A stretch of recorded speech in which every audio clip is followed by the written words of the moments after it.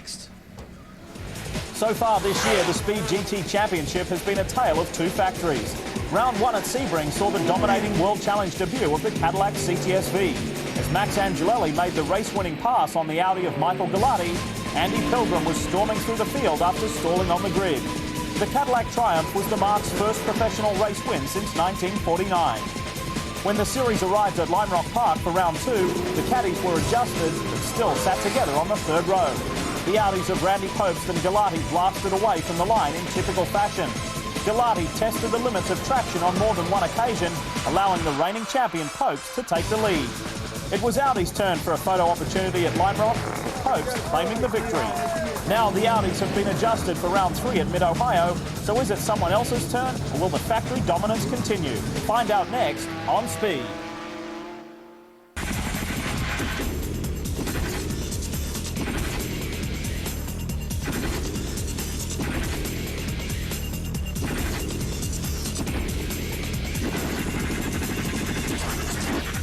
The Mid-Ohio Sports Car Course is the ideal venue for the next heavyweight GT bout as European style comes up against American muscle. This is round 3 of the SCCA Speed World Challenge GT Championship.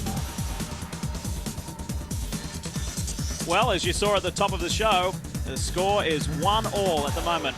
1 to Cadillac, 1 to Audi. That's certainly how it played out at Sebring and at Lime Rock Park. Hello everyone, I'm Lee Diffie along with our road racing analyst Dorsey Schrader. Dorse, I'm interested to get your take on this. Not only has it been one win each, it's been first and second for both those factory teams. And as we mentioned there in the top of the show, is anyone going to get a look in? Well, I think they will sooner or later for sure. I mean, the factories are willing to spend all the money it takes to win the championship. But the SCCA has a performance adjustment. We saw it done to the Cadillac after Sebring, and now the Audi has received 100 pounds of extra weight. So sooner or later, one of these other guys is going to come to the top. One guy in particular, Michael Culver and his Porsche, have been very quick for the last 2 rounds. You mentioned the phrase performance adjustment. Just perhaps for any first-time viewers to World Challenge, expand on that. Well, in the case of the Cadillac, anyway, they added weight to the car as well as restricting the inlet restrictor. That takes horsepower away, and they'll reduce the RPM limit. Now, the Audi, on the other hand, only has 100 pounds of weight gain. So we'll see what that does. And it's all in the name of making the competition a little fairer. Let's update you with the points after the first 2 rounds of the series. And as you can see there, Max Angelelli and Michael Galati have been the most consistent. But the championship is tight there. Then the second Cadillac driver in Andy Pilgrim sits in the top 3. And Tommy Archer with his 2 fourth places. It's all square at the top with 14 points each for the 2 factory teams. And one of those factory drivers sits on the pole. Brian Till is with him. Lee, Michael Galati qualified his certified pre-owned Audi RS6 on the pole the first time this year. Call it maybe some local track knowledge. He's from North Olmsted, Ohio, just up the road. But Michael, you guys 100 pounds heavier than you were at Lime Rock. Is that a weight that you feel in the car from the performance we've seen? You wouldn't think it affected it. No, we definitely feel it. The weight we're going to feel more into the race halfway through. The certified pre-owned RS6 is running good. You know, we got always, when the car is cold, we can run pretty fast. But as it goes on, the weight becomes a bigger factor. Well, does it become a bigger factor? I know tire wear was an issue for you guys last year. You've got bigger front tires on the car this year. Still heavy, is that what's going to play on it, is the tire wear? I think so, because what they did at the racetrack too over here, they grinded the A-pack on the cement, and we're losing grip on the front end, so we get a lot of push. So it will be very important to try to save the tires, because is going to be one of the biggest problems. Well, he's out. He's always fast at the green light. If he can get a lead, look for him to keep it out there in front. He wants to redeem himself for last year. Michael Galati wants another championship, Lee. He wants another championship. He wants another race win. However, Cadillac are going to counter that Audi performance at the moment because they have brought in an extra player to the game. We started the year with 2 Cadillacs. Here at Mid-Ohio, there is an extra one with veteran driver John Heinrichs, and John tells us more about how it all came together. As we went along and developed the cars, seeing if it would make sense and it would work out, and I had the opportunity to test the car a number of times last year, and with all of the testing, it looked like I could be competitive with everybody else. So we thought it would be a really nice statement to be able to have somebody who worked for GM, who's been involved in engineering the street cars and the race cars, that it would really be a good statement for GM. And so we decided to go ahead and get in the car, and I'm really excited about it. It's going to be a lot of fun. There's no one that knows more about that Cadillac CTS-V than John Heinrichs, and we look forward to seeing him race here at Mid-Ohio today. Almost 50 starts in his World Challenge career, but he's won something like 9 individual driving championships. He's been around for a long time, and we look with much anticipation on how he performs today in the CTSV. Well, they call this circuit one of America's most challenging. Dorsey Schrader, tell us how to get around Mid-Ohio. Indeed, one of the great circuits in the United States, permanent circuit. It has long straightaways, which is good for these guys with the big horsepower. However, there's a lot of twisty areas of the racetrack, a lot of undulation up and down hills where handling is really, really important. And the most twisty bits in the back part are the S's you see right there, Thunder Valley. It's all up and down, hill and dale there.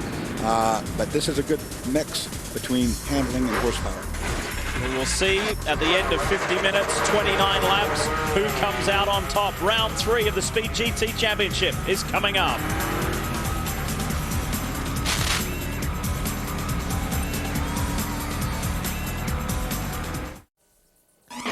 Speed Channel's coverage of the Speed GT Championship is brought to you by Toyo Tires, driven to perform, and by Volvo.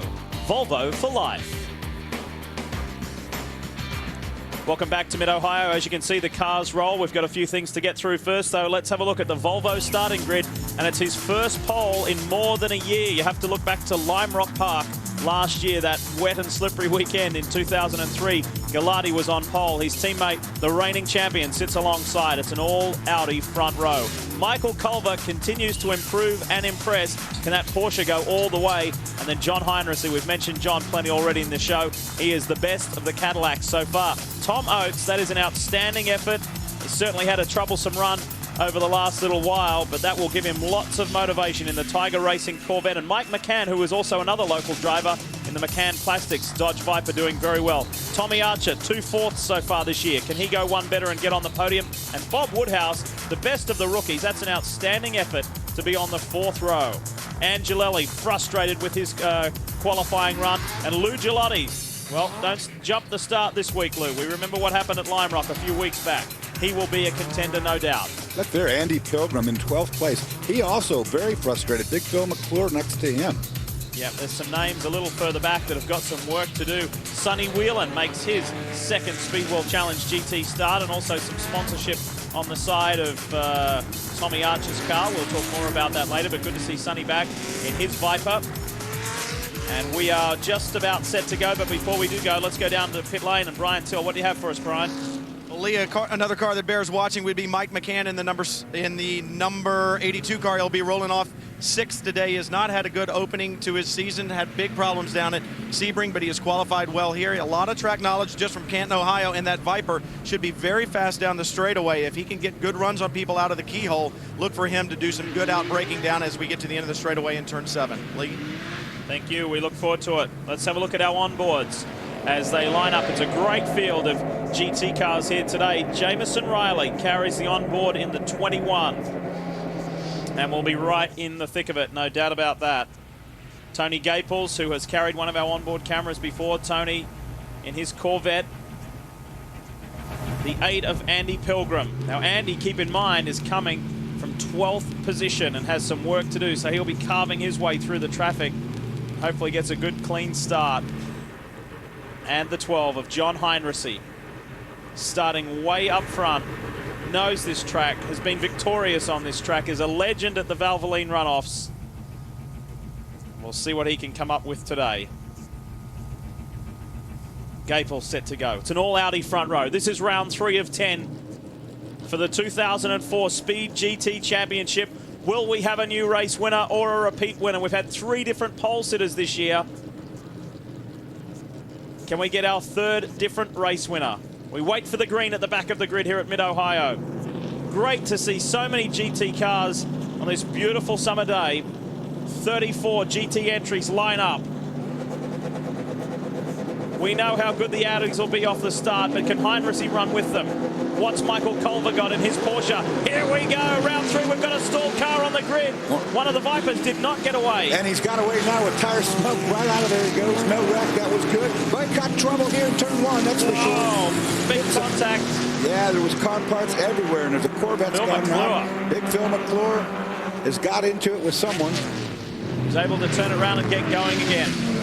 It was the 92 Stan Wilson who stalled on the line in his Viper competition coupe. But the Audis are flying. Our pole man Michael Galati leads the way. Yeah, you want to fly, but you don't want to fly for too much too quick because of two things. That tire issue is a big issue. And look there in third, the Cadillac, Heinrichsey. And Archer, Tommy Archer on the inside. We asked the question earlier, can he go one step better and get on the podium here today? Well, he's got a dynamic start, very similar to how he did at Lime Rock. Got away beautifully. And there he is sitting in fourth, strong position. Now on the inside, almost gets through on John Heinrichsey. And then it's Mike Culver in his Porsche. Good tight battle right here. You see some of the concrete. And there's a spin right there. The 9's gone. Adam Malmquist No needs damage. to fire it up and get it going again, which he does by the looks of things. Galati, Popes, 1-2, the champion Audis. Now, Brian Till mentioned at the top of the show that they have taken a grinder and ground off these concrete areas that were getting rough. As a result, there's very, very abrasive surface, and we've seen a lot of tire wear, and that's something we have to watch out for. Let's take a look at the replay of the start as they complete lap 1 here at Mid-Ohio. Oh, goodness, what a traffic jam that was. That was Lou Gilotti by the look of it. Lou Gilotti and Phil McClure getting together. I think Phil may have even brushed the wall on the inside. That could have been a huge wreck right at the start underneath the bridge in turn 1. So Michael Galati leads the way. Then John Heinrichsey, the best of the Cadillacs at the moment.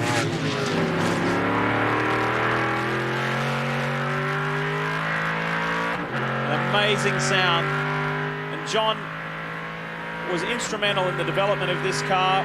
He is the main man of the GM Performance Division as far as the development of the cars. And outstandingly out-qualifies his two drivers. Yeah. Which I'm telling you right now, if you're Max Angelelli, I know how he gets all temperamental about things like that. He's not happy that his boss is faster. Yeah, there's a lot of frustration in that camp. Debris right through there. They dodged that. Let's have a look at another replay. This is on board with Tony Gaples. Phil McClure immediately ahead. There's Lou Gilotti. Whoa, Phil tried to squeeze up the inside of the BMW. Yeah, he got into the BMW first. And like I said at the beginning there, that was really lucky not to have a huge accident right there. These two guys need to be thinking smooth now, smooth. Don't race each other. I know each one of these two guys wants to win, no question, but don't burn down your cars early, boys. After the first lap and a half, Pilgrim has made up 2 positions, so he's come up into the top 10. Let's get it down to pit lane and an update from Brian Till. Lee McClure has brought his number 73 Corvette in. A lot of damage to the front end of this car. Damage all down the right side. The right rear wheel is actually broken. They're going to take the hood off, and they're going to look at the right front suspension. He had reported that he thought he had a bent front suspension or a bent rear suspension. He wasn't sure. But I can also tell you by looking down at the radiator, there's a lot of fluid in there, and that is never good, guys. Tough break for Phil McClure and the 3R Racing Corvette, one of 4 3R cars. Meanwhile, and here's his teammate Tommy Archer fending off the challenge of a Porsche and a Corvette. Yeah, that's Michael Culver doing really good, and that Corvette, Tom Oates doing a great job. Big point of frustration at Lime Rock, which is Culver's home track, where he was running in the top 3. In fact, he got as high as 2nd and ran off course. Oh, look at Tom Oates in the Tiger Racing Corvette. Thinks about it on the inside. Tom being really aggressive. I mean, this is a great qualifying attempt for him, as well as in the race right now. Like I say, don't burn it down too early. We've got a long way to go. And this is Thomas Oates' first run in the Tiger Racing Corvette at Mid-Ohio in the Z06. So a tremendous start for him. He's mixing it up with Culver and Tommy Archer, but it's the Audis leading 1-2 and Heinrichsey CTSV. Back at Mid-Ohio, the Speed GT Championship continues, and Tim Ween steps from a smoking Viper competition coupe. Boy, it went up and went up big, and we are under our first full course caution of the day here at Mid-Ohio. And there is Jamison Riley in the BMW as well, damage to the front end of his car. A little unclear as to what happened. He's limping away on top of that. Take a look what happens here. Second car in shot. Whoa. Just a huge explosion from the engine. In turn 1, just absolutely blows up. Take a look at this. Ween's smart, trying to get it off track, got it out of the racing line quickly. Now trying to get off the road, but there's a bunch of oil and antifreeze and nasty car pieces coming out of that thing right now. That is a big, big let go. There, oh my God. And that's the number 10 blow up because it's on fire in the exhaust pipe too. Oh, and it crashed. He's hit Leighton Reese. Jamison And Riley. that was in the smoke. There was nothing could be done right there. They were just in that blown up engine smoke. Oh, it's a little difficult to tell whether Jamison hit Leighton Reese or the other way around, but both came through that smoke zone, which was obviously had zero vision. That's one of the things there. that drivers, turn one's very, very quick here. You see a big plume of smoke like that, and you're driving blind right into it, and there was a solid object in the middle of it that time. Tim Weens climbs the fence and heads back to the paddock. Pit area, day done for him and for Jamison Riley. Yeah, Jamison Riley, nothing you could do. I mean, there was zero visibility, and you saw it right there. Contact between the two, and it's taken out the front suspension. So the situation being cleaned up here. The order remains the same at the top, though. Mike Gallardi, Randy Popes, Audi 1-2 for the champion team. John Heinrichsey in the first Cadillac sits third from Tommy Archer, Mike Culver, Thomas Oates, perhaps having the drive of his Speed World Challenge career in sixth. Mike McCann seventh from Gilotti, Angelelli and Pilgrim. Each and every Tuesday at 8 p.m. Eastern is Two Wheel Tuesday, and join Greg White, the host of the show, this week for a special look at KTM's Super Day. That's every Tuesday, 8 p.m. Eastern, 9 p.m. Pacific, right here on Speed, Two Wheel Tuesday. Back at Mid-Ohio, as we update you, we're still under caution. The cars are getting taken from the track. Of course, the blonde Viper of Tim Weens just getting loaded onto the flatbed. And also Jamison Riley's car, the McMillan Motorsport BMW, it needed to be attended to as well. There's that car still stationary on the side of the track.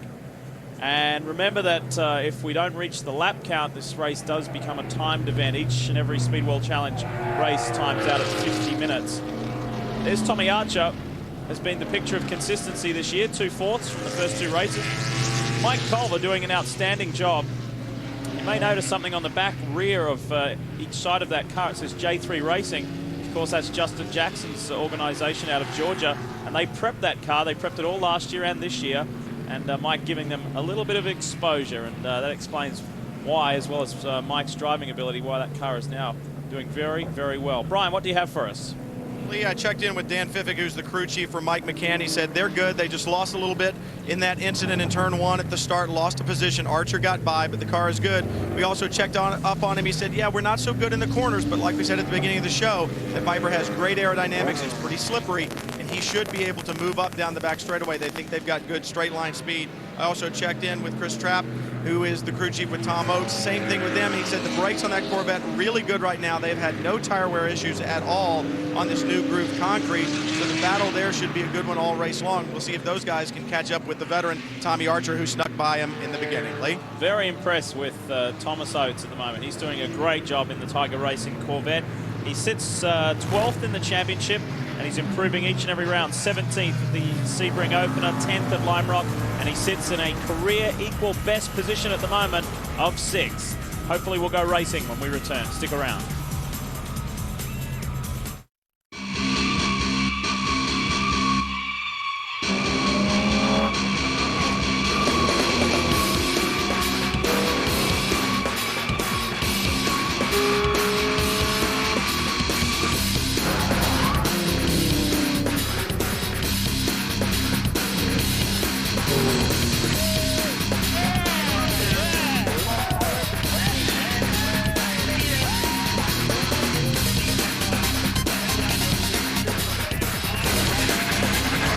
It's early days as far as the Speed GT Championship is concerned. There has already been plenty of drama. Welcome back to Mid-Ohio. And this is now officially a timed race. And we're working our way back toward green. Anyone who is having any conservation mode is now done with that, no question about it. This long yellow is going to enable people who had tire wear issues to just forget about it. It's going to be a sprint race now, some 23 minutes to go, and anybody who's holding back, and the cars I'm going to look at are those 2 Cadillacs back there, Pilgrim and Angelelli. I think they now are going to go into full kill mode. Same goes for the Audis too. Audis They as can well. just go for it, can't they? Yeah, absolutely. They don't have to worry about the tire thing anymore. They got 23 minutes, which is going to be 10 or 11 laps, something like that. Here we go. They're building up. They're through the carousel, onto the front straight now. Green flag flies, and Archer already starts to set up. Heinrichsey on the inside. Look at this, turn 1. Not quite close enough. Tommy Archer gets the door shut in his face. Boy, you don't want to You don't want to get it wrong there, but both these guys have raced each other before. It's not their first time going into combat against one another. Oates, look at Gelati further back. Lou Gelati, the yellow-faced Corvette back there. The LG Motorsports car tried to make a move there on Jim McCann. Couldn't quite get through. Watch Oates on Culver down the straight.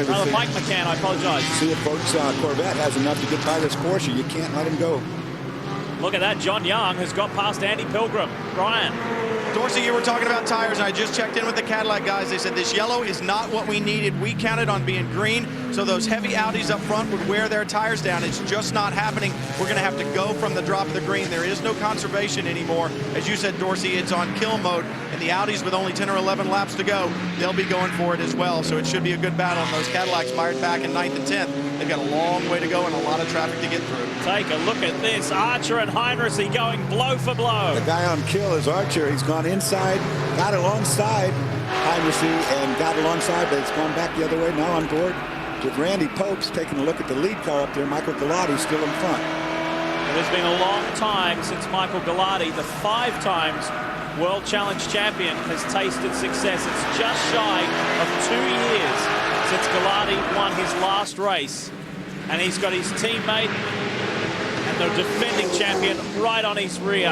Heinrichsey has been able to handle the pressure from Archer. Culver, Oates, the positions remain the same. And Mike McCann has a rear-view mirror full of Lou Gelati. Mike McCann, a local guy, knows this racetrack well.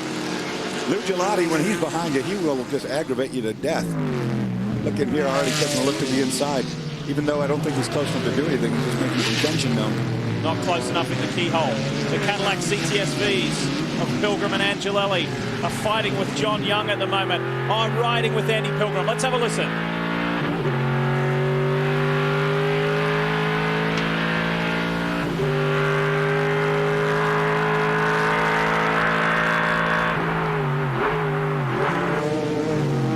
Wow, McCann's gone. Top in the gravel, he's going to make it through there okay.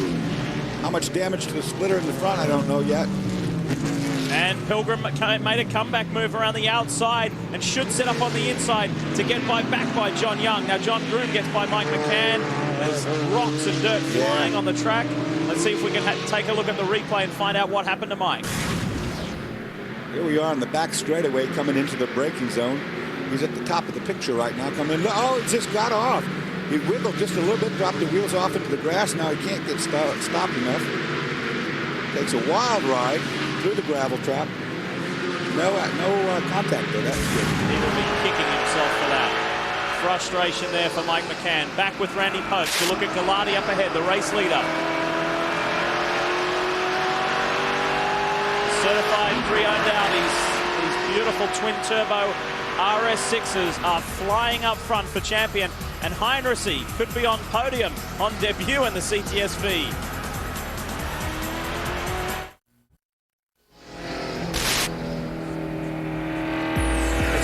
Popular shows on the network. Wind Tunnel with Dave Despain, live 4 nights a week, Monday through Thursday. And there's Dave here. He pops up everywhere, taking a ride at Mid-Ohio. 10 p.m. Eastern, 4 nights a week, right here on Speed. That's Wind Tunnel with Dave Despain. He's riding on board with Tony Gaples. Either that's the smoothest car in the world or Dave's head is affixed. He's not bobbling, that's for sure. Let's enjoy this ride with Tony Gaples and enjoy the sounds of speed.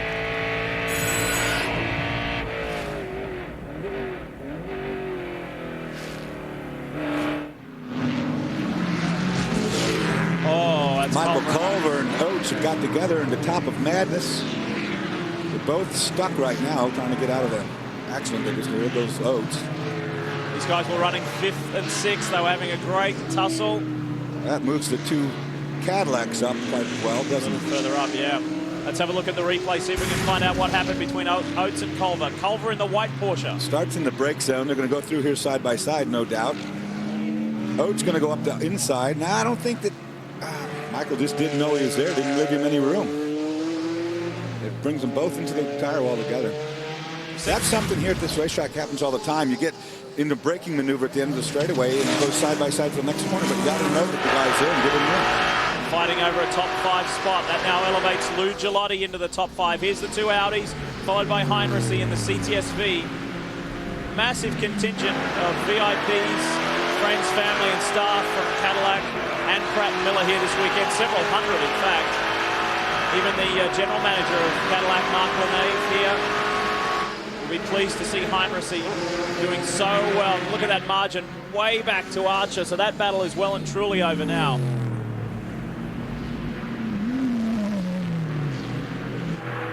Heinrichsey is in fact making ground on these two Audis.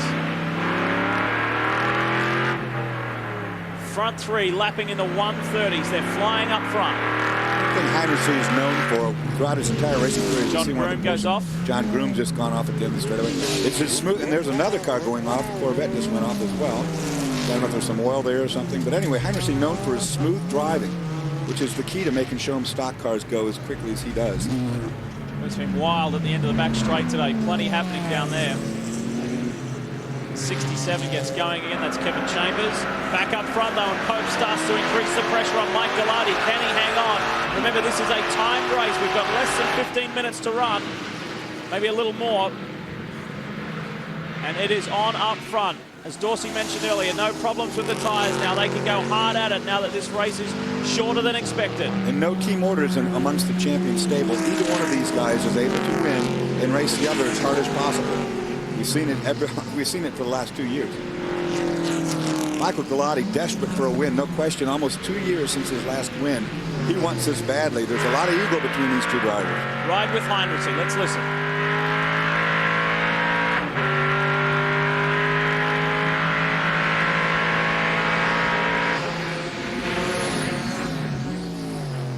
Cadillac boys, the engineers, mechanics, working most nights here this weekend until 11 p.m. to get those cars right, particularly the 8 and the 16 of Pilgrim and Angelelli. It's interesting. There's been some frustration with their setup. He seems quicker in this section. Here's John Groom's getting in trouble with the push on the inside. You see that little wiggle. He had to get off the brakes because it wiggled, and that got him in too deep, too hot. Around he goes. Heinrichsey, like I said, is there's that Corvette that went off too. He's not done spinning for a little while. It was just a braking duel there with McCann. Ended in that. One thing that's hard about this braking zone, why you see so much trouble, is it's downhill, and so when it's downhill, you tend to want to lock up. That's Kevin Chambers. It's also spun. Guys further back, there's Mike Culver getting back on track. He lost a lot of positions. I'll tell you how costly that was for Thomas Oates. He dropped all the way back from 6th to 13th. That collision with Mike Culver. You can see them go through madness side by side, Dorsey, quite often, don't you? But yeah. They just didn't give each other enough room. Well, that's it. You gotta know that's going to happen when you're side by side coming off that corner. They're going to do that. Here's onboard Pilgrim chasing John Young. right in front of Serene. Meanwhile, up front, there's less than 1.5 seconds first to third. John Heinrichsey is not done with yet in that Cadillac CTS-V. Can the champion Audi boys hang on?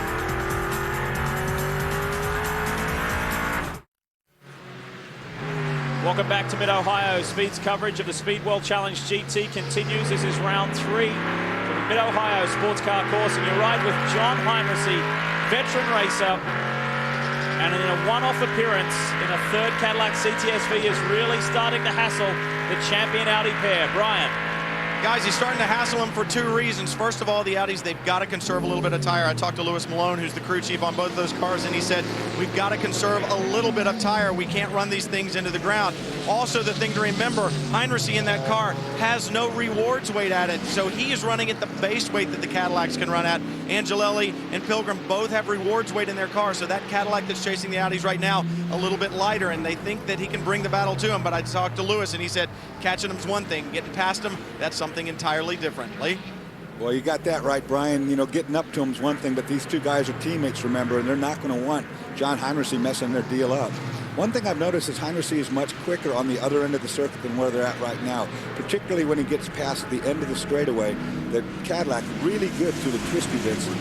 Looks like these Audis have a little bit of straightaway speed on them, even with the fact that he's at a lower weight. There's approximately 10 minutes remaining here at Mid-Ohio. Can Mike Gallardi hang on? It's been a very impressive run from John Heinrichsey. And we ride with Andy Pilgrim again, hassling John Young for 7th. Really pleasing to see John Young up in the top 10. He's having a good, strong run at Lime Rock several weeks ago. And then things went a little sideways for him. but he's back and in a good, strong position. So too is the car immediately, or two ahead of him, Lou Gilotti. He's having his best run of the 2004 season. And that's Angelelli that's right in front of this man. Look at here, good run now to the inside, riding on board with Pilgrim. He's got some horsepower, buddy. Wow, look at him pull away. Meanwhile, further up the road, Max Angelelli, points leader, has escaped a little as well. He's up there starting to hassle Lou Gilotti. He's within a second and a half as Pilgrim pulls up alongside. Not quite close enough. This is where Oates and Culver came together. Up through madness. Young's not going to let him have that inside there, that's for sure. Oh, he got in a little too deep right there. Now he's going to get alongside. Oh, almost touched. Young gets wild, gets a little taily. Well, if you're Pilgrim now, you realize that Young is weak right now in these brake zones. You see it, he's in too high here again. And he's doing the right thing. Just keep the pressure on. Young really fighting with a car that doesn't want to turn. He's missed both apexes now. He's okay here. Ryan.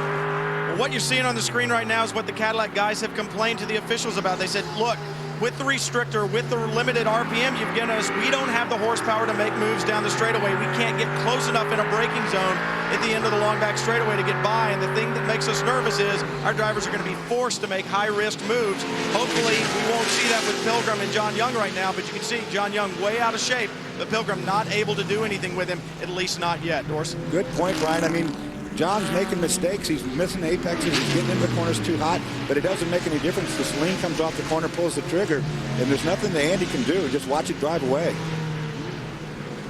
Then I guess you have to counter that, though, and say that's what SCCA's intention is, to make everybody fairly equal, so they race. And saying that about John, you know, making mistakes, it's making mistakes because he's trying so doggone hard. There's debris up there in the middle of the straightaway, so something has happened there as well. We see car parts laying around. Huge contrast here. You see the David and Goliath battle. Here we go. John Young with a very small team, not big budget, as Pilgrim puts the move on. He's got the inside run, and Andy finally makes the move, but Young not giving up. Well, he doesn't have to give up because if you see that Saleen, he's got the power. Young now, all he has to do is wait to the straightaway and just pass him right on back. Now, if you're Andy Pilgrim, you got to make up a lot of ground right now for this half lap before he gets back to the straightaway. Otherwise, he's going to just drill you down the straightaway. Andy Pilgrim has made good, steady progress from 12th to 7th in this race. Meanwhile, let's go back up front and have a look at the Audis. Things remain the same there. It's Gilotti and Popes. There's nothing between these guys. And still, only 1.3 seconds, first to third. There is John Heinrichsey in the lead CTSV. Watch the Audis now. They're using up a lot more road than where you see them using curbs now, sliding off corners. That could be a tire issue. That could be they're losing a little bit of grip. You see right there, Gilotti up on the curb on the exit. We'll see what happens. Michael Gilotti, he's just minutes away from a victory. His first in nearly 2 years. It's been a frustrating time. Boy, it was an eventful time for him last year. Hence the reason he finished 8th in last year's Speed GT Championship. Tony Gaples in the top 10 in his Corvette, doing a great job. Behind Mike McCann and ahead of Wilson. We'll be back in just a moment to wrap this one up. Can Mike Gilotti hang on?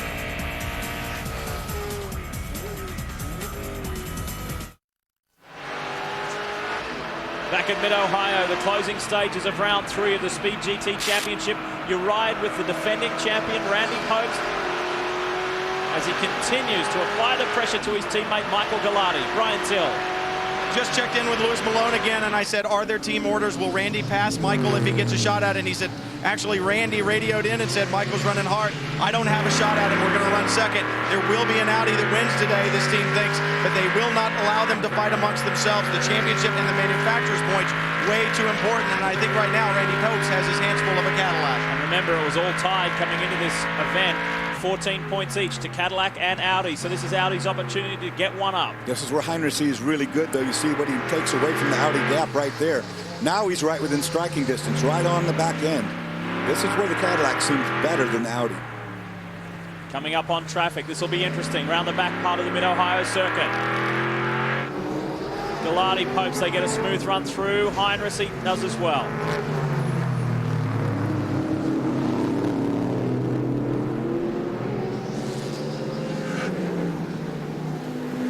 Nobody can make a mistake, Lee, not here.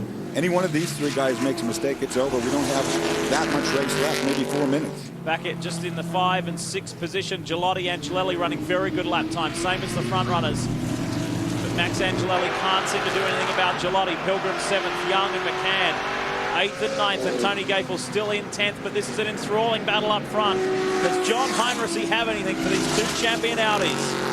And will these lap cars that they're catching play into this? It very well can. You can get caught off here at Mid-Ohio by getting held up by a slower car at the wrong place, and nothing you can do about it. I'm telling you, Galati's very aware of that. Look here, look how close. You ride with Randy Pobst. The battle for the lead. Word from race control, we hear they'll see the white flag next time by, so time running out for Pobst and for Heinrichsey. Let's see what Randy's got for him this time. Not yet, not enough. He gets close. These guys might be teammates, but remember they're competitors. They want to win just as bad as each other. Yeah, look and now behind. John Heinrichsey is as close as he's ever been. I kind of knew that was going to happen. He was right there. 1 1/4 laps left to run here at Mid-Ohio. And an amazing performance from John Heinrichsey. Well, if you know him, you know that it's not that amazing. He is an extremely talented and experienced driver. Listen to his throttle application. Listen how smoothly he puts the throttle down as not to spin the car. Oh, Mike Galati runs a little wide in the carousel. Randy has a look on the inside. 1 lap to go from here. Watch Galati's front tires. When we see that shot we had on right there, watch the front tires and see how much he's working. It's understeer on the entry and it's oversteer on the exit. You can tell by the front tires all the counter steering he's having to do. Still quick though.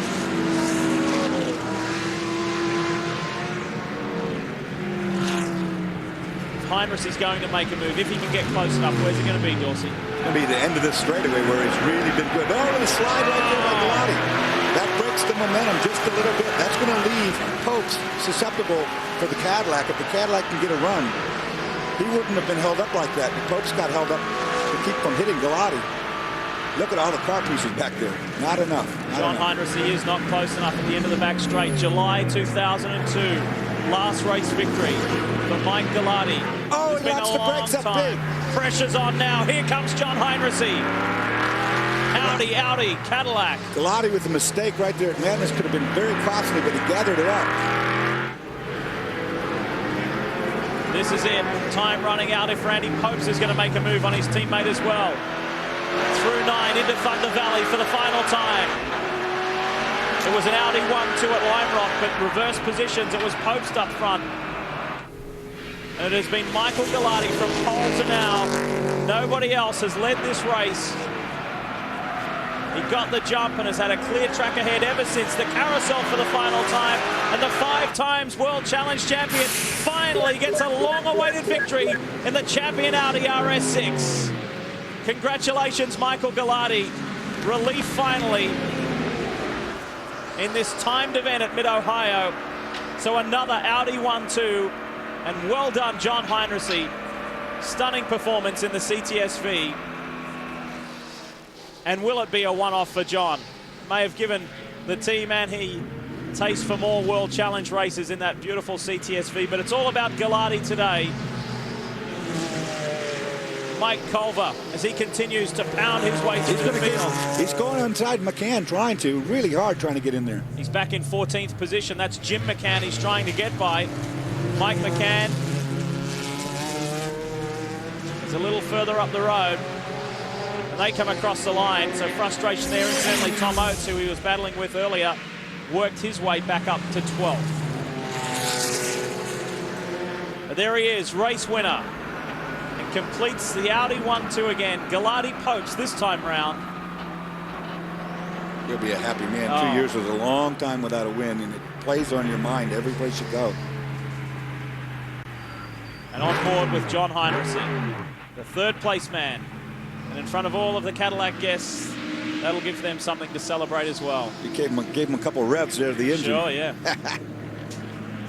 He did a great job, didn't he? I mean, that's a fantastic drive for John. Just knowing how frustrated Michael Galati was last year when he knew that he had the equipment, but things just didn't quite go his way, and it went this man's way. Randy Pobst who won the championship last year, and we do get our third different winner in 3 races. It's been Angelelli, Popst and Galati. And mixing it up in 2004, and when we return to Mid-Ohio, we'll hear from our top 3.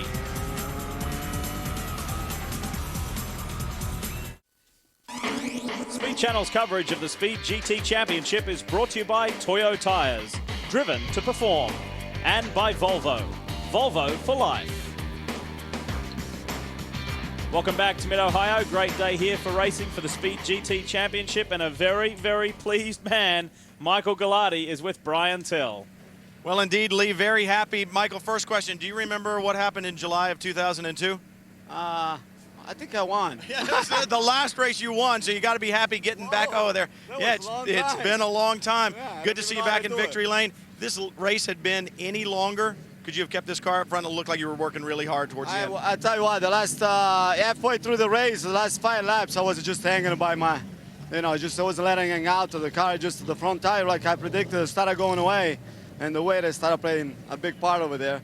So I was just trying to hold them off. I was pushing so hard. I'm like, come on, another lap, baby. But the certified pre-owned RS6, it was fantastic. I mean, early on, it was incredible. It was to be back at home over here. I know this track very well, so I was trying to trick in the books. Tried to hold up my teammate off it, and I saw Hydrocy with the Cadillac coming up too, so it would have been really interesting if there was a couple more laps.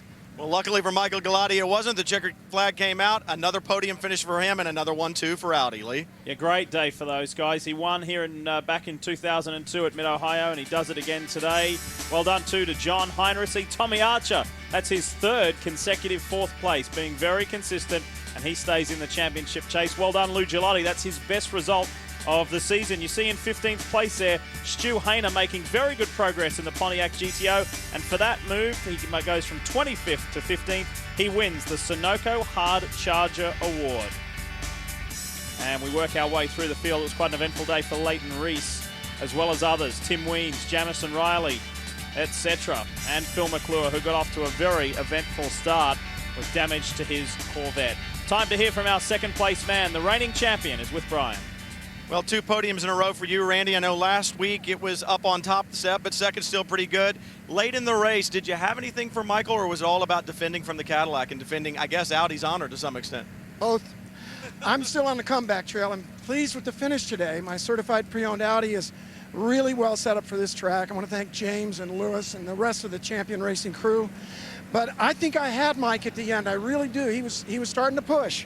And I had deliberately set my car up for that, for the end of the race. And I was so disappointed when we didn't get any warning on the finish, because he was strong all day, and I think I had him, but I didn't, and I couldn't get him on that last lap. That was all I had. Well, a racer to the end. One more lap, guys. Just give me one more lap. Yeah, that's what everyone says. Let's take a look at the top 5 as far as the driver standings concerned. Guess what? We've got a new championship leader. Michael Galati came into this race 5 points down on Max Angelelli. Angelelli came up in 6th today and drops to 2nd place. And Archer leapfrogs to 3rd. Nice work there ahead of Pilgrim. And Randy Popes, like he said, he's on the comeback trail.